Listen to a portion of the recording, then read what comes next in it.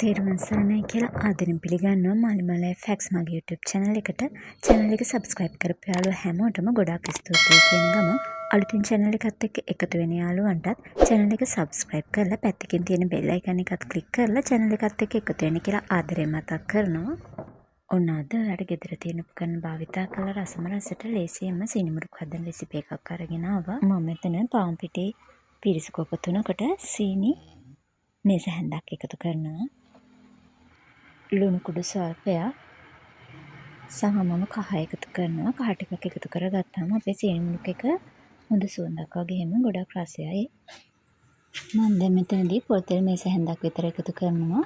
ඔයාලට මේ කිසිම දෙයක් එකතු කරන්නේ නැතුව පිටි සහ ලුණු ස්වල්පයක් එකතු කරලා අනාගෙන උනත් මේ මිශ්‍රණය හදා ගන්න පුළුවන්. ඉතින් මම මේ කියන විදිහට හැදුවොත් එහෙම සීනි මුරුක් එක ගොඩක් රසට ඒ වගේම හොඳ ක්‍රිස්පි ගතියට හොඳට පිපිලා ලස්සනට අපිට හදා ගන්න පුළුවන්. ඊට පස්සේ මේ විදිහට චුට්ටු චුට්ටු වතුර දදා පිටි එක ටිකක් ඝන මිශ්‍රණයක් වෙනකන් හොඳින් අනා ගන්නවා.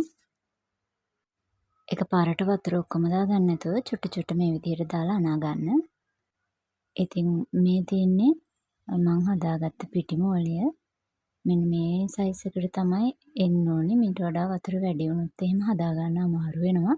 ඊට පස්සේ හොඳට විනාඩි 10ක් විතර නීට් කරලා මේ විදිහට කවරකින් වහලා හරි පියනකින් හරි වහලා මේක පිපෙන්න දෙන්න. ඉතින් මේ තියෙන්නේ පැය කාලයකට විතර පස්සේ මගේ පිටි මොළිය පැය භාගයක් විතර තියන්න තිබ්බනම් තවත් හොඳයි. ඉතින් ඔන්න මම කෙහෙල් කොලයක් එල්ල අරන් තියෙනවා. ඔයාට පුළුවන් මේකට ඕනේ නම් පාන් පිටි චුට්ටක් දාගෙන උනත් මේක ඇලෙන්නේ නැතුව මේ විදිහට අපේ සීනි මුරුක්කු මිශ්‍රණය පැතලි කරගන්න. ඉතින් මේ විදිහට අතින් මම ඔන්න ඉස්සෙල්ලම පැතලි කරනවා.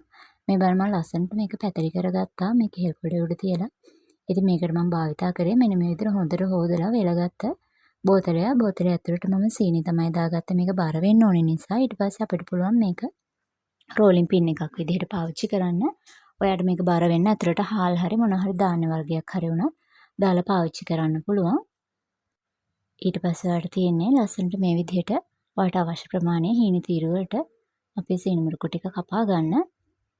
ඉතින් බලන්න මේක හොඳ ලස්සනට කැපෙනවා. කෙසල් කොලේ කැපෙන්නේ නැහැ. ඔයාට කෙසල් කොල දෙක තුනක් පාවිච්චි කරලා මේ වැඩේ කරගන්න පුළුවන්. කිසි කරදරයක් නැහැ. ඉතින් උපකරණ නැහැ කියලා තැවි තැවි ඉන්න නැතුව මේ විදිහට ඔයාට රසට කෑම වල රහ බලන්න පුළුවන්. ඔන්නම මිශ්‍රණයක් ඔයාට මේ විදිහට පැතිරි කරගන්න පුළුවන්. ඊට පස්සේ මේ විදිහට හිමීට කැලි ටික වෙන් කරගන්න. ඒ වගේම තමයි තාච්චියට දාන කලින් මේක තව ටිකක් අතින් ඔයා පැතිරි කරගන්න. මේක පැතිරි වෙන තරමට තමයි ලස්සන ක්‍රිස්පි ගතියකට එන්නේ. ඉතින් මම පොල් තෙල් ටිකක් ලිපේ තියලා තියෙනවා. පොල් තෙල් ටික රත් වෙද්දී අතින් මම හිමීට හදාගත්ත මේ පාන් පිටි මිශ්‍රණය මේ තෙල් එකට එකතු කරලා බැද ගන්නවා.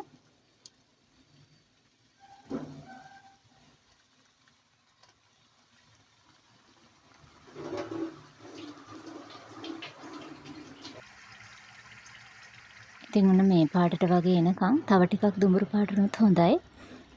ඔයාලට තියෙන්නේ මේක දෙපැත්ත දාගෙන හොඳට බැද ගන්න. ඉතින් මම ඔන්න මේ තෙල් බේරෙන්න රයිස් කුකර් එකක උඩ අපි ස්ටීම් කරන කෑල්ල තමයි අරන් තියෙන්නේ. ඒක යටින් මම මේ විදිහට මැටි කෝප්පයක් තියලා තියෙනවා තෙල් ටික බේරෙන්න.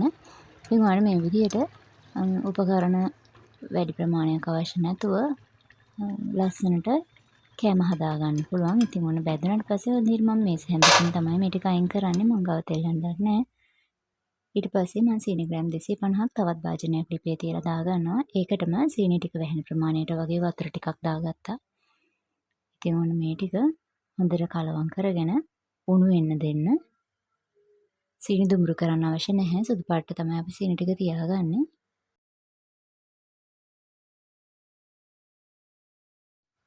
ඉතින් මම මේකට ලුණු සල්පෙකුත් එකතු කරනවා.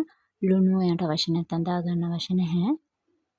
ඉතින් මොන මේ දැන් බුබුලු දානවා මගේ පැණි එක දැන් නම් නූල ඇදෙන්න පදමට කිට්ටු වෙද්දි වම් මේක ලිපෙන් බා ගන්න ඕනේ.